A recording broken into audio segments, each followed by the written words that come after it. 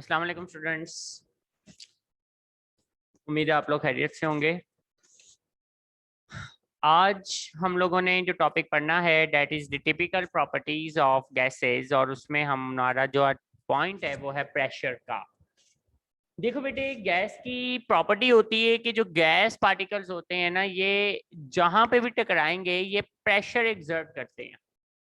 ठीक है ना, दे एक्सर्ट अ प्रेशर। जब भी ये किसी भी कंटेनर में या किसी भी सरफेस के साथ टकराएगी गैस, तो हमेशा एक प्रेशर फील होता है। एक प्रेशर जो है वो बेटे यानी कि फील होगा कि जी गैस का कोई ना कोई प्रेशर होता है। ये प्रेशर अब कैसे हम इसको डिफाइन करेंगे, ये प्रेशर किस तरह से हम कहते हैं, तो प्रेशर की डेफिनेशन जो आप लोगों ने शायद फिजिक्स में भी पढ़ ली हो कि प्रेशर हम कहते हैं द फोर्स एक्सर्टेड पर यूनिट सरफेस एरिया। कि भाई एक पर यूनिट सरफेस एरिया पर जो फोर्स लगाई जाएगी हम उसे प्रेशर का नाम देंगे। ठीक है, लाइक फॉर एग्जांपल ये मेरे पास एक सरफेस है और इस सरफेस के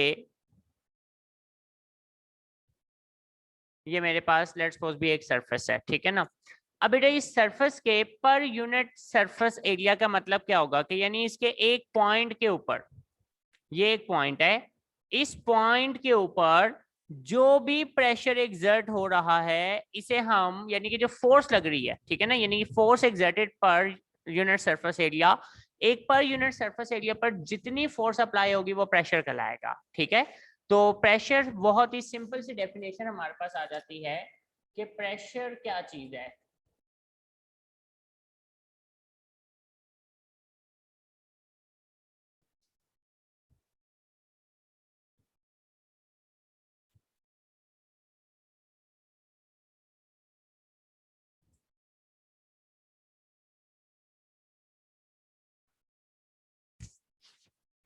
द फोर्स एक्सर्टेड पर unit surface area is called pressure.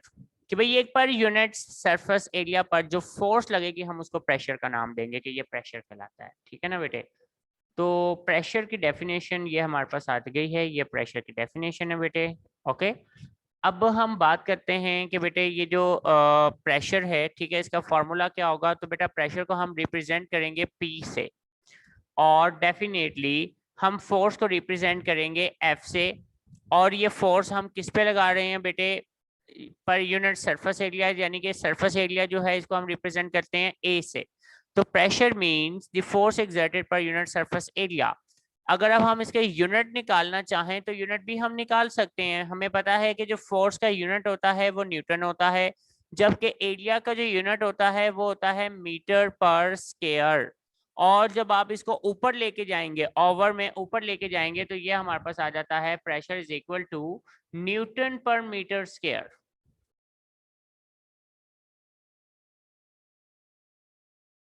ठीक है बेटे, यानी ये बन जाएगा न्यूटन पर मीटर स्क्वायर। तो न्यूटन पर मीटर स्क्वायर इसका क्या होगा, यूनिट। एक और बात, 1 न्यूटन पर मीटर स्क्वायर जो है ये हमारे पास एक और यूनिट के इक्वल भी होता है और वो है पास्कल के। Pascal it is another unit of pressure. Pascal को हम रिप्रेजेंट करते हैं पी ए से। ठीक है, तो 1 newton per metre square is also equal to 1 pascal. तो मैं ये कह सकता हूँ कि जो प्रेशर का यूनिट एक और भी हमारे पास आ गया, दैट इज कॉल्ड पास्कल। ठीक है ना, तो हम प्रेशर को पास्कल में भी मेजर कर सकते हैं और न्यूटन पर मीटर स्क्वायर में भी मेजर कर सकते हैं। आपकी बुक के ऊपर डेफिनेशन ये लिखी हुई है कि pressure is defined as the force per unit surface area. ठीक है, और ये इसका फॉर्मूला है जी, P is equal to F over A. और ये बेटा हमारे पास इसके यूनिट आ जाते हैं, और यूनिट में क्या आ रहा है, the SI system international unit for force is Newton and the area is meter square, hence the pressure has a SI unit for Newton per meter square, it is also called Pascal। इसे हम pascal का नाम देंगे। ठीक है, तो 1 pascal is equal to 1 newton per metre square. अब देखो बेटे, अगर हमने प्रेशर मालूम करना है, लेट्स सपोज अगर हमारे पास लेबोरेटरी है, लेबोरेटरी में हमने अगर प्रेशर मालूम करना है तो उसके लिए हम क्या यूज करते हैं। ठीक है, तो याद रखिएगा कि लेबोरेटरी में अगर हमने किसी भी सिलेंडर का प्रेशर मालूम करना है तो बेटा उसके लिए हम मैनोमीटर यूज करेंगे। मैनोमीटर एक डिवाइस होती है जो कि बेटा सिलेंडर्स के अंदर प्रेशर को मालूम करने में हेल्प करती है। और अगर हमने एटमॉस्फेरिक प्रेशर मालूम करना है तो हम इसके लिए बैरोमीटर यूज करेंगे। अब प्रॉब्लम यह है कि हमें पहले एटमॉस्फेरिक प्रेशर को समझना होगा कि एटमॉस्फेरिक प्रेशर क्या चीज होती है। तो एटमॉस्फेरिक प्रेशर, देखो बेटे इसको मैं यहाँ पर एक्सप्लेन करता हूँ। अब ये मेरे पास लेट्स सपोज भाई लैंड एरिया है जहां पे हम रह रहे हैं, ठीक है ना। और इसके ऊपर जो सारा एरिया है उसको कवर किया हुआ है एयर ने।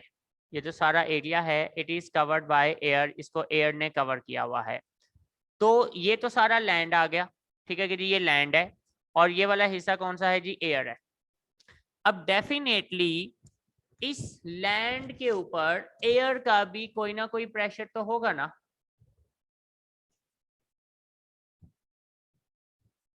जो एयर हमारे ऊपर जो प्रेशर लगा रही है, ठीक है ना, जो हमारे ऊपर एक फोर्स लगा रही है, तो हम इस फोर्स को बेसिकली बोलते हैं कि ये एटमॉस्फेरिक प्रेशर है। तो एटमॉस्फेरिक प्रेशर क्या होगा? एटमॉस्फेरिक प्रेशर बेसिकली इसे हम इस तरह से डिफाइन कर सकते हैं, जो आपकी बुक के अंदर डेफिनेशन है कि it is the pressure exerted by the atmosphere. ये वो प्रेशर है जो एटमॉस्फेयर एक्सर्ट कर रहा है, ठीक है। It is a pressure that exerted by the atmosphere. तो बेटा ये वो प्रेशर है जो एटमॉस्फेयर एक्सर्ट करेगा, जैसे कि आप यहाँ पे देख सकते हो। ये स्टैंडर्ड एटमॉस्फेरिक प्रेशर की डेफिनेशन है, ठीक है।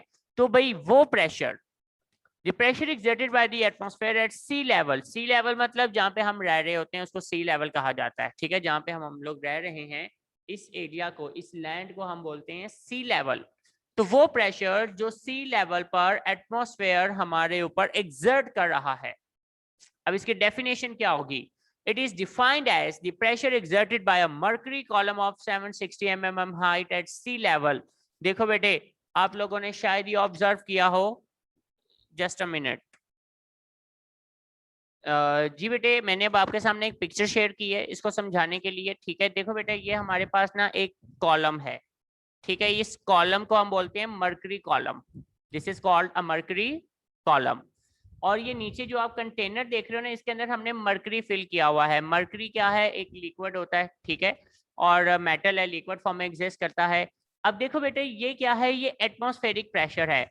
एटमॉस्फेरिक प्रेशर यानी कि सिंपल हमने क्या किया, एक कंटेनर के अंदर ना मर्करी को हमने रखा, और बेटे एक वैक्यूम सिलेंडर हमने इसके अंदर रख दिया, जो कि आप देख सकते हो ये वाला, ठीक है।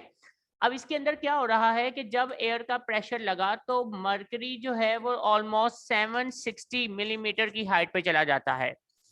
यानी कि एटमॉस्फेरिक प्रेशर जो है वो हम लोग मेजर इस तरह से करेंगे, ठीक है, कि ये 760 mm ऑफ हाइट पे चला गया। तो इसलिए इसे हम बोलते हैं standard atmospheric pressure. Standard atmospheric pressure जैसे कि आपकी बुक के अंदर वो कहता है कि it is defined as the pressure exerted by a mercury column of 760 mm height at sea level.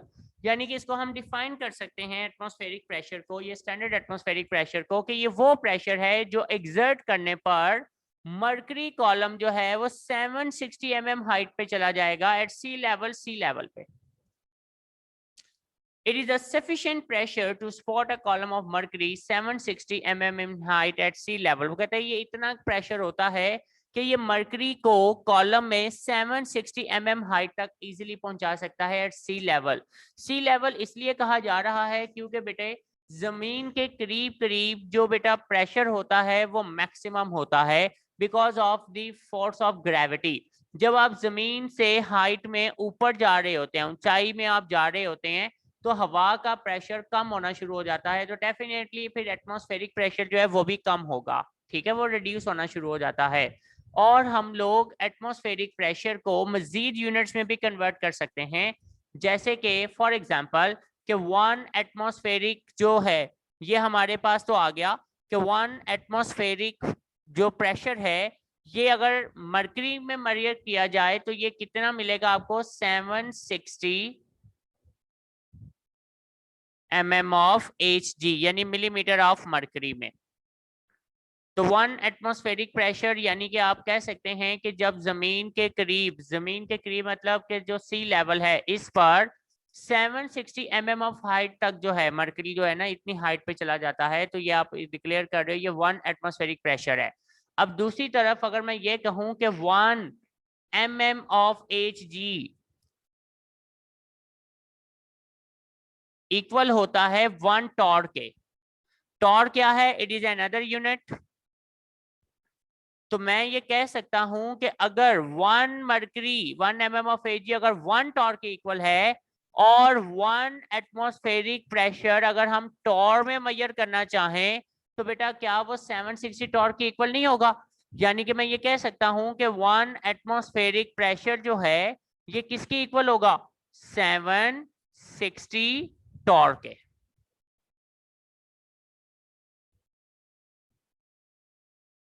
ठीक है बेटे।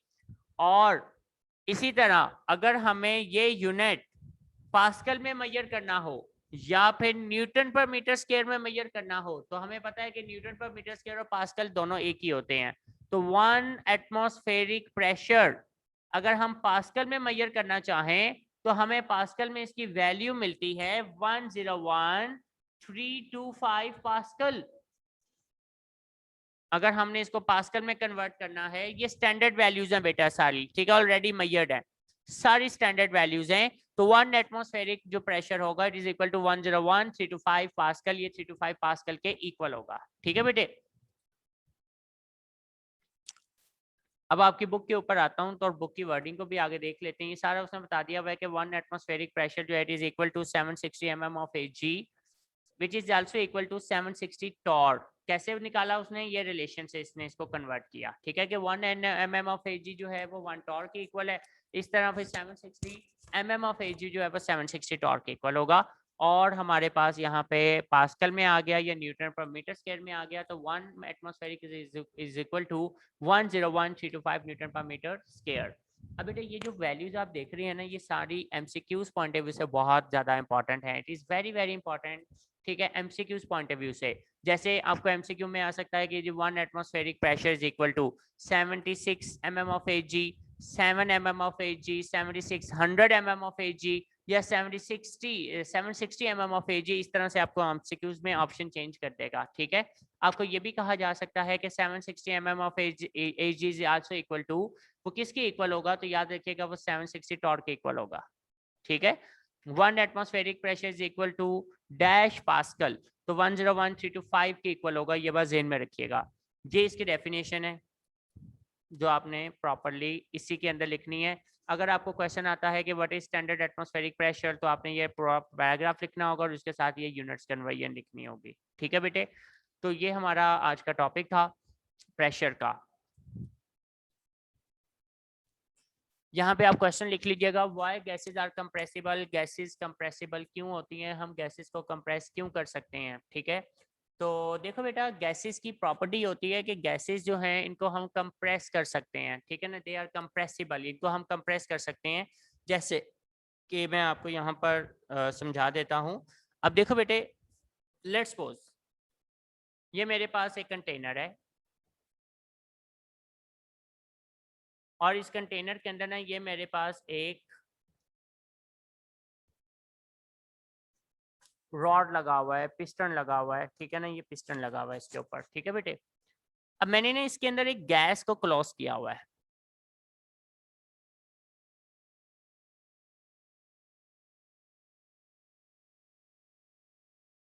अब देखो बेटे, अगर मैं इसके ऊपर प्रेशर अप्लाई करूं तो प्रेशर अप्लाई करने पर ये जो पिस्टन है ये अपनी पोजीशन से कहाँ जाएगा? नीचे जाएगा डेफिनेटली। यानी कि ये जो है ये अपनी पोजीशन से कहाँ चला जाएगा? नीचे। जब ये अपनी पोजीशन से नीचे जाएगा तो बेटा जाहिर बात है जितने भी गैस मॉलिक्यूल्स होंगे वो गैस मॉलिक्यूल्स भी क्या करेंगे? अपनी पोजीशन से नीचे चले जाएंगे। ठीक हो गया बेटे, यानी कि ये जितने भी गैस मॉलिक्यूल्स हैं ये भी प्रेशर अप्लाई करने के बाद एक दूसरे के करीब आ जाएंगे। जो इनमें स्पेसेस थी ये उन स्पेसेस को कवर कर लेंगे। ठीक है, यानी कि when we apply some pressure on this piston, तो पिस्टन विल मूव डाउन, वो नीचे आ जाएगा, and the molecules come closer to each other, molecules भी एक दूसरे के करीब आ जाएंगे, ठीक है, and occupy the less volume, और वो पहले से कम वॉल्यूम अटेन कर लेंगे। दिस इज कॉल्ड कंप्रेसिबिलिटी, हम इसको कंप्रेसिबिलिटी का नाम देंगे, ठीक है। तो गैस की प्रॉपर्टी होती है कि हम उसको कंप्रेस कर सकते हैं। ये उसने क्वेश्चन लिखा हुआ है टॉपिक कि व्हाई गैसेस आर कंप्रेसिबल। तो gases are highly compressible due to the empty spaces between their molecules. When gases are compressed, the molecules come closer to one another and occupy less volume as compared to the volume in uncompressed state.